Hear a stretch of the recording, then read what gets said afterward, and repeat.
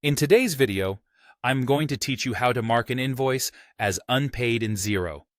This simple process can be completed in just a few minutes, and it's a useful skill to master for managing your finances effectively within the platform. Let's start by navigating to your Xero dashboard. This is your main control center, and from here, you can access various sections of your account.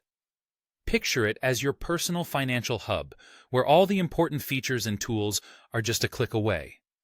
Now, once you're on the dashboard, look for the Business tab. You'll find this at the top of your screen. It's one of those tabs that reveals a treasure trove of options with just one click. When you click on it, a drop-down menu will appear. From this drop-down menu, select Invoices. This will take you to a comprehensive list of your invoices, neatly categorized into different statuses like draft, awaiting payment, and paid. It's a really efficient way to keep track of what stage each of your invoices is at. For our purposes, go ahead and click on the Paid tab. It's natural to wonder if there's a straightforward way to simply mark an invoice as unpaid. Well, in Xero, there's no direct option for this, but don't worry. I'm going to show you a clever workaround. In the Paid section, look for the specific invoice you want to mark as unpaid. This is a key part of the process, so take a moment to ensure you've got the right invoice. Once you've identified it, click on that invoice to open more detailed information about the transaction. On this page, you'll see an option labeled Less Payment Link. Click on it. This will take you to the details of the payment itself. Here, you'll find an Options button. Give that a click, and then select Remove and Redo.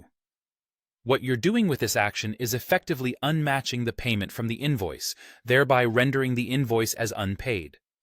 This method essentially undoes the payment by removing the transaction, which allows you to take another look at the details or even make corrections if needed. It's a handy technique, especially if you're dealing with errors or simply reassessing your financial records. By rematching the invoice later, you can ensure everything reflects accurately in your books.